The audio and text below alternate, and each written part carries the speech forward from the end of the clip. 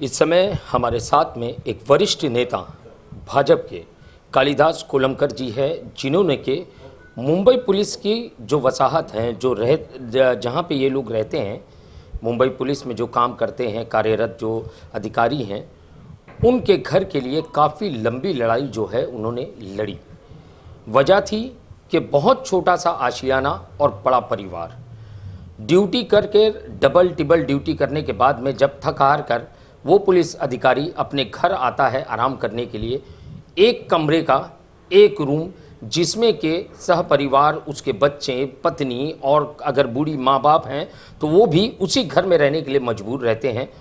उसमें आप बता सकते हैं, आप जान सकते हैं किस तरीके से उन्हें आराम मिलता होगा, चैन की नींद वो क्या सो पाते होंगे उस घर के अंदर, छोटे से घर के अंदर।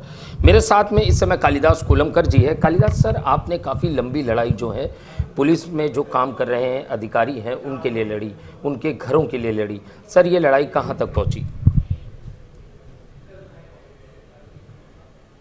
ये जो लड़ाई है वो अभी पॉइंट पर आई है जी। जो अपने को गवर्नमेंट चाहिए था, जूना गवर्नमेंट ने पुलिस के लिए डेवलपमेंट के लिए, पुलिस हाउसिंग, BD4 डेवलपमेंट के जो तरीके से काम करना मांगता था उतना काम किया नहीं। लेकिन देवेंद्र फडणवीस साहब जब भी CM थे तभी ये प्रपोजल पुलिस हाउसिंग होना दो, BD4 होना दो, ये दोनों का जो प्रोजेक्ट था इन लोग के पुलिस लोग के लिए इन लोग ने जिंदा किया।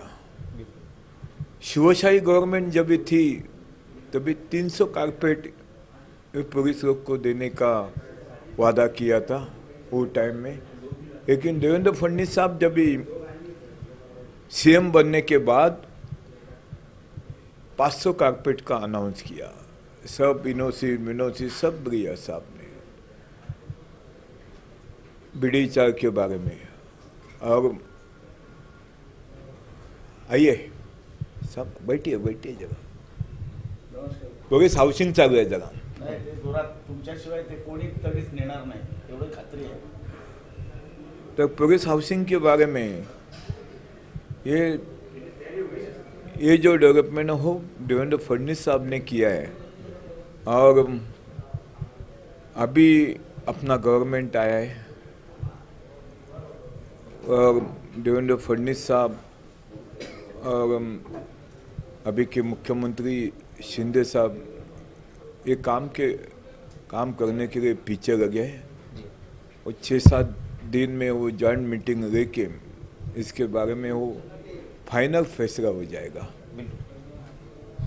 सर, जिस तरीके से अभी आपने कहा बहुत जल्द ही फैसला होगा, क्या जल्द ही जो अधिकारी हैं जो काम कर रहे हैं पुलिस में, तो उन्हें जल्द ही एक अच्छी खबर सुनने मिलेगी? देखो, ये तो एकनाथ शिंदे साहब होना दो, ये तो CM साहब है अभी, और ग्रास रूट के कार्यकर्ते हैं, और जो ग्रास रूट का कार्यकर्ता जो डिसीजन लेता है वो फास्ट रहता है। जैसे देवेंद्र फडणवीस साहब डिसीजन लेते हैं वैसे CM साहब भी डिसीजन लेते हैं। और पुलिस हाउसिंग के बारे में ज़्यादा से ज़्यादा जो प्रपोजल कमिश्नर बर्वे साहब ने गवर्नमेंट के पास भेजा है पुलिस हाउसिंग के बारे में, तो 500 कारपेट 30 लाख में इन लोग को देने का इन लोग ने वादा किया है। और ये नायगांव से ये काम चालू होने आ गया है। नायगांव हेडक्वार्टर से जो मैदान है वो मैदान में वो सब कम से कम 1500-20 हज़ार तक वो क्वार्टर 500 कारपेट का बनेगा। और इन लोगों ने बघेल साहब ने जो प्लान किया है, इतना अच्छा प्लान किया है पूछो मत। इन लोगों ने अनाउंस करने वाले थे, लेकिन वो आचार संहिता बीच में आई तभी ये प्रपोजल वैसा ही रुका है।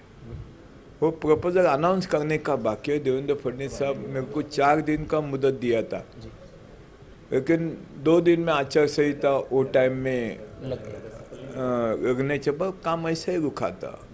अभी जल्दी से जल्दी अनाउंस हो जाएगा। और बघेल साहब ने 1 रुपया रह के वो बुकिंग करने आ गए। और बाद में जब भी गवर्नमेंट फंड से वो डेवलपमेंट खड़ा करेगा और जब भी चाबी देगा तभी इसका 500 कारपेट का 30 लाख का भाव इन लोगों ने रखा है और 30 लाख रुपया देने का और चाबी लेके अंदर जाने का ऐसा प्लानिंग किया है। सर मैं अगर मेट्रो की बात करूं, पिछली सरकार के समय मेट्रो का काम काफ़ी धीमी रफ्तार से चल रहा था।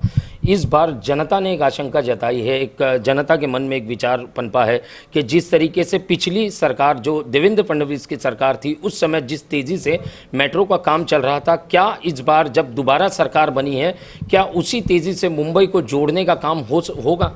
जगह मेट्रो का जो काम है जी वो हमारे देवेंद्र फडणवीस साहब डिप्टी सीएम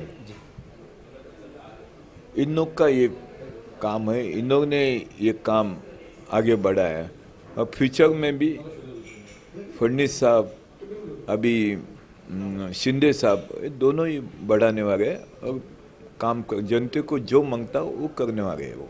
बिल्कुल बिल्कुल। ये थे कालिदास कोलंबकर जी। जैसे कि मैंने कहा कि पुलिस का जो परिवार होता है काफ़ी छोटे से घर में जो है रहने के लिए मजबूर होता है, उन्हें वैसी सुविधाएं नहीं मिल पाती है जैसे कि प्राइवेट अपार्टमेंट्स में मिलती हैं, मगर सरकार का अलॉट किया हुआ जो घर होता है काफ़ी छोटा होता है।